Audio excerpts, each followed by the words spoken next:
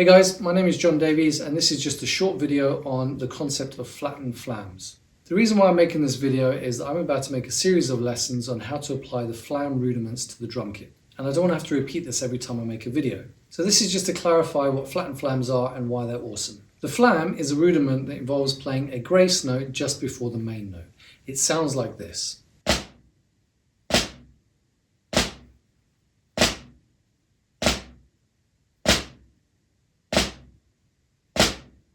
A flattened flam is basically a unison. You're playing both sticks together.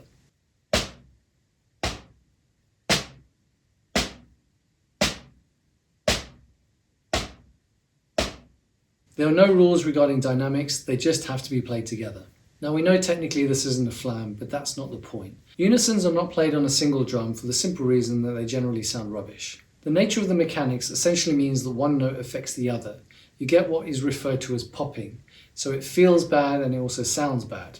Now the point of this video is to highlight the fact that traditional rudiments which are played on a single surface actually predate the drum kit which is behind me.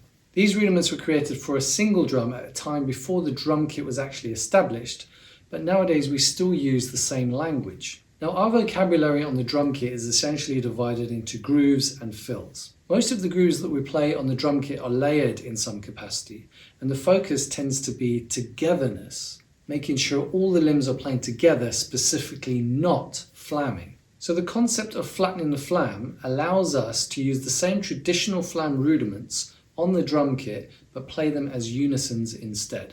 This allows us to expand our vocabulary on the drum kit with layered patterns. We don't have to think of them in terms of flams anymore, we can just think of it more of how the notes are layered over each other.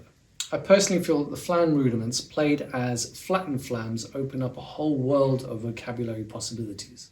It takes us away from the pad or the single sound and allows us to be exceptionally creative on the drum kit with a multitude of different sounds. And I will be demonstrating this in upcoming videos where I'm going to be applying some of these flam rudiments. So hopefully all of that makes sense. Any questions or thoughts, please leave a comment in the comment section down below. I would love to hear about your own experiences on this topic. So for example, if this is completely new to you or if this is something that you've been doing for a while, again, just let me know in the comment section down below. And that's it guys, short and sweet. I hope you understood everything that I explained in this video and I look forward to seeing you on the next lesson. Cheers.